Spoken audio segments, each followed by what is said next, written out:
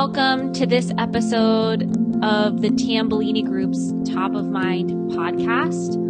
I'm your host, Caitlin Ilkani, and I'm joined today by Raechelle Clemmons. Raechelle has been in higher ed for about 15 years. She was most recently a CIO and has joined the Tambellini Group as our Vice President of Industry Relations. Raechelle and I are going to have a different conversation today than we typically do on the podcast. We're going to be talking about the coronavirus and COVID-19. So listen in for what you might want to think about on your campus for how to prepare. Welcome to the program. Thanks for joining us, Raechelle. Well, thanks so much, Caitlin. It's great to be here. And please call me Ray. Everybody does. Absolutely. Well, Ray, you and I are recording this now on March 3rd, 2020, and this is a very evolving situation. By the time we publish this podcast, some things might be a little bit different, but since this is such a top of mind issue and we can see a lot of chatter about this topic within the higher ed IT community, I thought we should have a discussion around how do you prepare if you're an institution, and what should IT be thinking about? So my first question for you is really around disaster recovery and business continuity plans. Colleges and universities in the US generally have these plans. So do they need to do anything special for the coronavirus if it were to impact an institution? Yeah, so you're right. Colleges and universities absolutely have these plans. Many of them do. The regularity with which they're tested and updated can vary depending on the institution. And I think that's where some of these conversations are happening on the CIO listservs around this. Have you updated your plan recently? What does it look like? The other thing is institutions, these plans often cover things like major outages, unfortunately active shooter, natural disasters, but these are things that are usually contained somewhat in time. An event on campus might happen over a course of a couple of hours. Natural disasters maybe are a little bit more extended, but they're fairly contained. So something like this, like the coronavirus, has very far-reaching potential challenges that might not be fully addressed or thought through in a traditional disaster recovery or continuity plan. Of course, the university has to consider many things, not just IT. But on the IT front, leaders should be really thinking about a couple of things. The first is their teaching and learning environment. The second is remote workforce or remote workers. And the third, if they're a primarily residential campus, is the implications of just that, of being a residential campus. Let's take those three areas that you just mentioned one by one, starting with teaching and learning. Our data tells us that virtually all universities have an LMS, a learning management system, and many campuses have experience offering at least some online courses. So this shouldn't be too difficult to manage, right? You'd think, but yes, we know that most institutions have a learning management system. But in most institutions, it's pretty likely that not all faculty are using the learning management system, the LMS. And in some institutions, it's possible, depending on how they have it configured, that not even all courses are in the LMS. So the first question is everybody there, and do faculty know how to use it? And I would say that when we're hearing and seeing institutions talk about this potential disaster, I should say, I don't know that it's going to be one, but the coronavirus, this is kind of where they're focusing their conversation, is around this idea of how do we have continuity around teaching and learning. So there are a lot of questions here. Things like your LMS is probably enterprise-wide licensed, so you probably have the ability to put everybody in there. But what if your faculty want to use video conferencing tools because they want to do synchronous learning still? They want to hold kind of a face-to-face class, but over a video conferencing tools. Do you have access? Do you have enough licenses for that? And then what about other popular extensions that would make the LMS more feature-rich for a completely online teaching and learning environment? Things like test-taking tools, so something like ExamSoft or Respondus or a tool like that. And you have to think about everything else that supports the teaching and learning environment. So what about access to information like the library? So can your faculty and students log in from off campus to get to the resources they might need to continue working on their research paper? And do they know how to do this? So many institutions, have thought through these questions on the institutional side, but there's an even more important question to consider on this, which is the student side. Will your students have access? So if your institution is shut down and students have all been sent home, and some of those have been quarantined, for example, in their homes, will they have access? Do they have the internet bandwidth? Do they have a computer in their home? We know, for example, that institutions who serve students from primarily low socioeconomic backgrounds, they know, and we know, that students in those environments are much less likely to have a computer or internet access in their home. So do your teaching and learning tools offer a good mobile experience, such that a student could participate in classes or do what they needed to do via a mobile device? Most of the tools that we use will say they're mobile friendly, but there's a wide variety of what friendly actually means in that environment. And then there's one more thing to consider. What about your faculty? Do your faculty have access from their homes? Do you provide your faculty with laptops? Will they have access to the technology that they need to be able to continue to teach? So, there's a lot to think about here, and it's pretty far-reaching. But there are also some really good places to start when you're thinking about this. We know there are some universities who've already jumped right in because they've had to. So if you look at examples like Duke's Kushan University, and I think also NYU has a Shanghai environment as well, and they've had to jump in. And then there are some resources that are being published right now that can be extremely helpful. So we know that Daniel Stanford, who's the director of faculty development and technology innovation at DePaul, we know that Daniel Stanford, director of faculty development and technology innovation at DePaul, has published a shared Google document called Emergency Remote Teaching Guidelines. And in it, he's listed, a couple of dozen universities and their policies and practices around this. So this is a really good place and a good resource for folks to go if they want to look at what other institutions are doing and get a head start on this. That's a great resource. Well, you've listed a lot of areas to think about for maintaining the continuity of teaching and learning during a potential pandemic.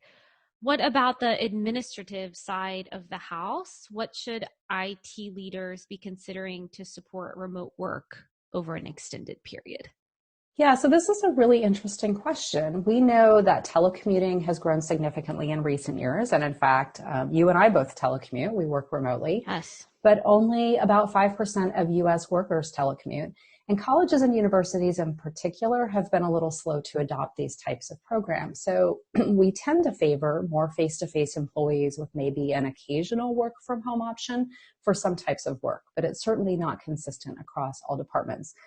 You'd be hard pressed to see a registrar's office, for example, with an entirely remote workforce. That's the type of thing you kind of want on campus so your students can come and visit that office.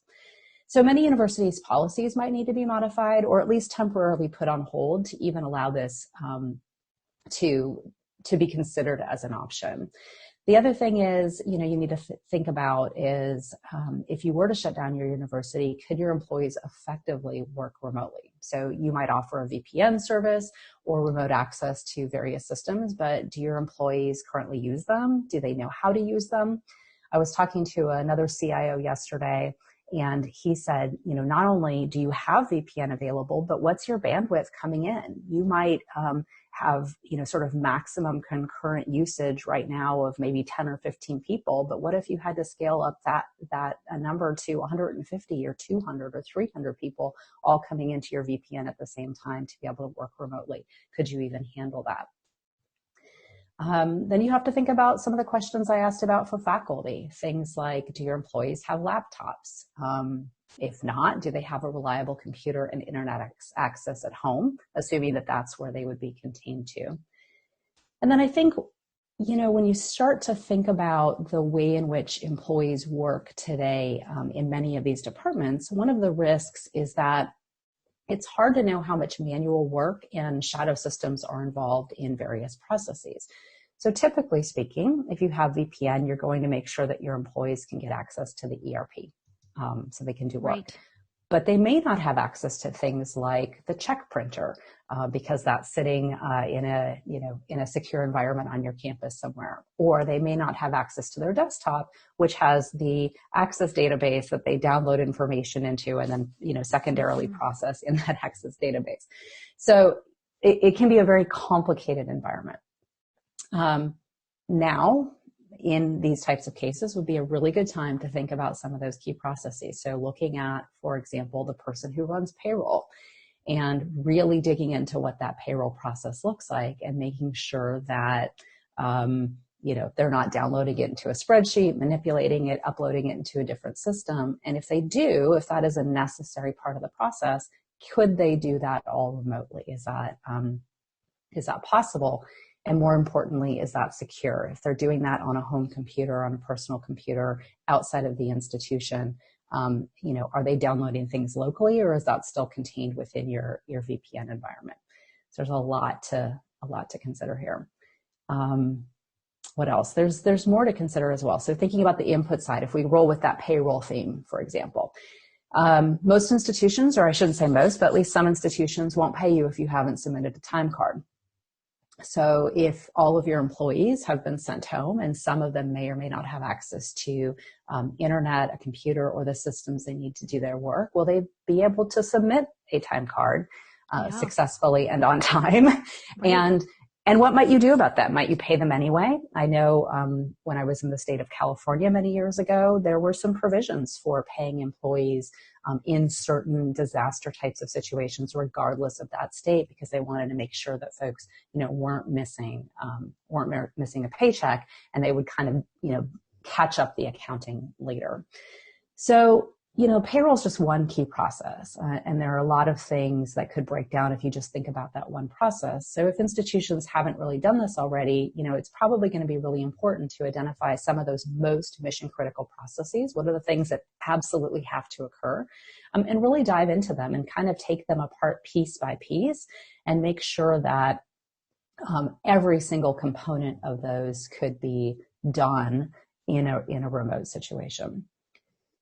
One more thing to think about, which is your IT teams. If you are an IT leader, in addition to access to all these systems, what about your own teams? Could they support a remote work environment? So, I know, having been in this environment, that many of the back-end teams, so programmers, infrastructure folks, people like that, already have the capability to work remotely.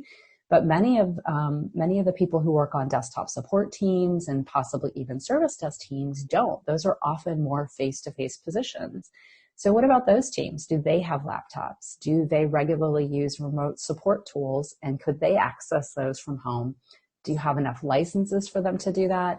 And how would you support employees who are now working in a distributed environment, potentially from their own devices, which are things that universities typically don't support, to make sure that you're providing continuity of support on the IT side as well? Well, Ray, there seems to be quite a few moving parts here for our IT leaders in higher ed to be considering. Yeah, I think so. And it can be, it can be overwhelming, but I think it also can be a fun challenge. It's a real, never let a good crisis go to waste, right, is the saying. So it can be a real opportunity to really think through some of these things and maybe potentially change the nature of how you work, which isn't necessarily a bad thing. Well, let's go back to one of your original points around the fact that residential campuses present additional challenges that IT leaders should be thinking about, in particular when planning for a potential coronavirus outbreak or really any kind of epidemic situation. Why are residential campuses different? Wouldn't they face the same issues as other institutions, especially around teaching and learning and remote workers?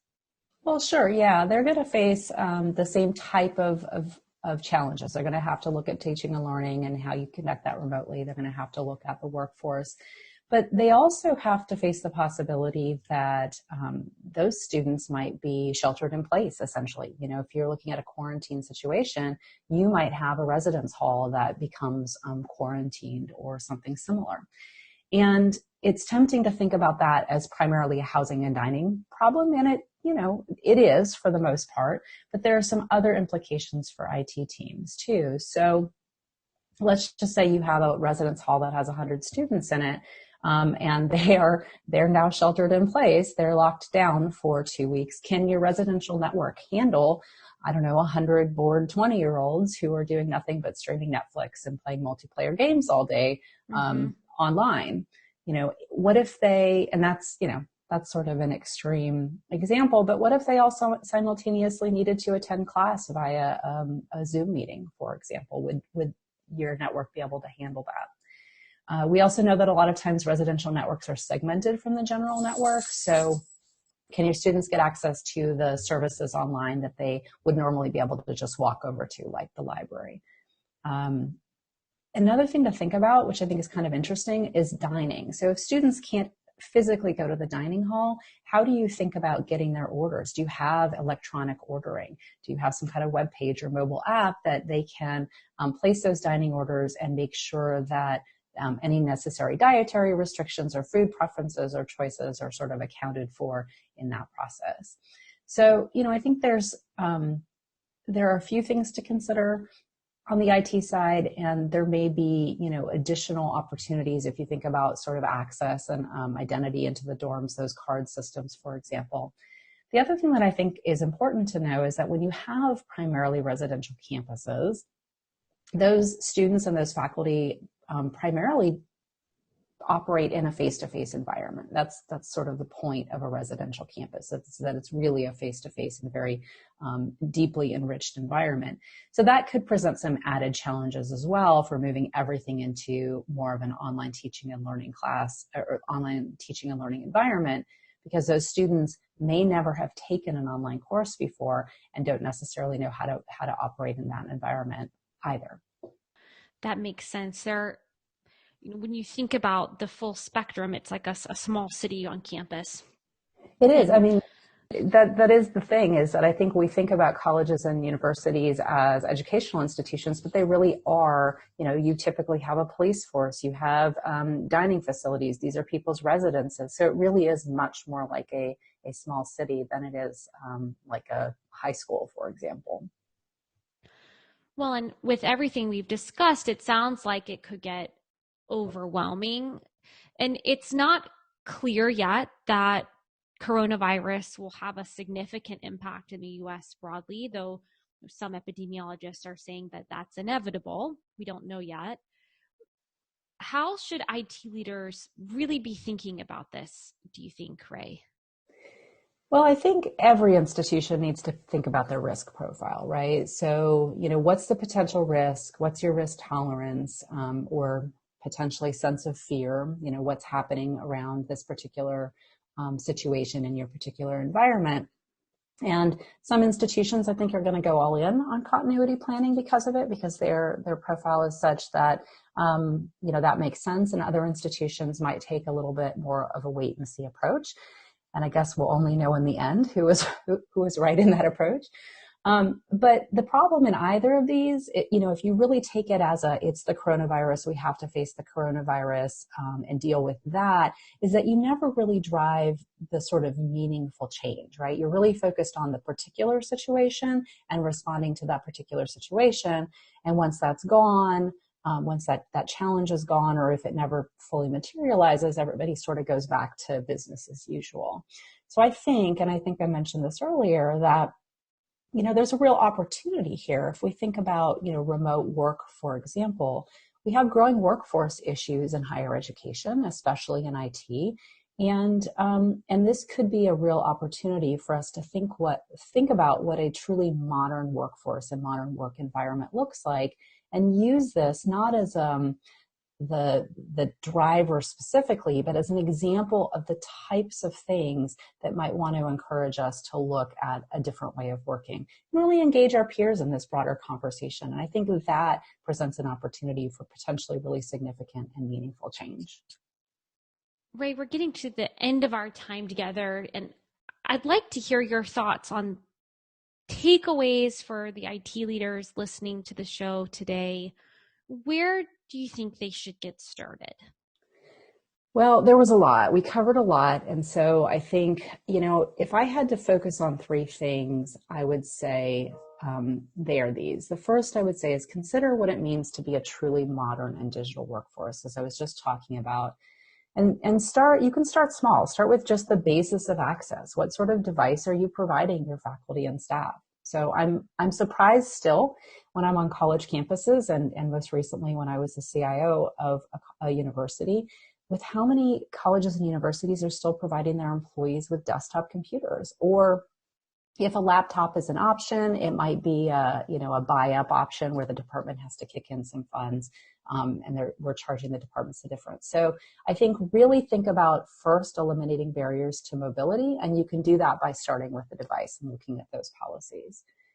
The second thing I would say is, work with your peers across the institution to identify the top 2 to 3 absolutely critical business processes in each of their area. So when you think about process improvement and mission critical processes, it can get it's very easy to get mired really quickly. And wow, we have 52 processes and they're all really critical.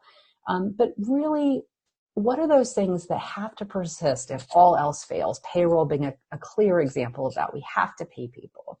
And so really drill down into each of those, map them out, include all the shadow systems and dependencies, and then work to make them, truly digital processes, simple, intuitive, and ideally accessible via a mobile device, something that somebody could do with a couple of clicks of their thumb on a device.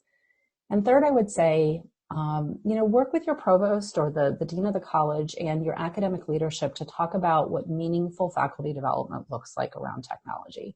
So too often, faculty development, especially for any technology tools, is as requested, and a lot of faculty just opt out. They don't have the time, they don't have the interest, or whatever. So it's unrealistic to think that everybody in an institution is going to be interested in teaching a fully online course. But I know that some institutions, I think around the H1N1 time perhaps, started requiring that all courses have a shell in the LMS and that all faculty at minimum posted their syllabus there. So there's a lot of other options now. We can look at running synchronous classes through a web conferencing tool, or using tools like Slack or Microsoft Teams. Other universities are using WordPress or doing a domain of one's own presence. So there's a lot of opportunities to provide a virtual forum for faculty to engage with students. And I think it's really incumbent upon IT leaders and academic leaders to sit down and really think about what that looks like at their institution, and then figure out how to ensure that every faculty and every student is equipped to engage in that environment, whatever that environment is for you. The last thing I think I would say, I know those are my 3 takeaways, so this is not a takeaway so much as just a word of advice, is you don't have to reinvent the wheel here. I mentioned earlier the online resource from DePaul, and there are many, many institutions who have either charted this trail already in one or more of these regards, or are grappling with the same questions. So that's the really wonderful thing about the higher education community, is you don't have to go it alone. You don't have to be a pioneer, that you can actually work with others and learn from others to jumpstart these initiatives. I agree, Ray. Those are all such good points, and really appreciate you being on the show today to talk through how can our campuses here in the U.S. be thinking about disaster preparedness in general, and being a flexible and resilient campus. Thank you so much. Thank you. That's a wrap for the show today. Thank you for listening to this episode of Top of Mind. Don't forget to subscribe to the show. You can find us on all of your favorite podcast players, and you can follow us on LinkedIn or Twitter.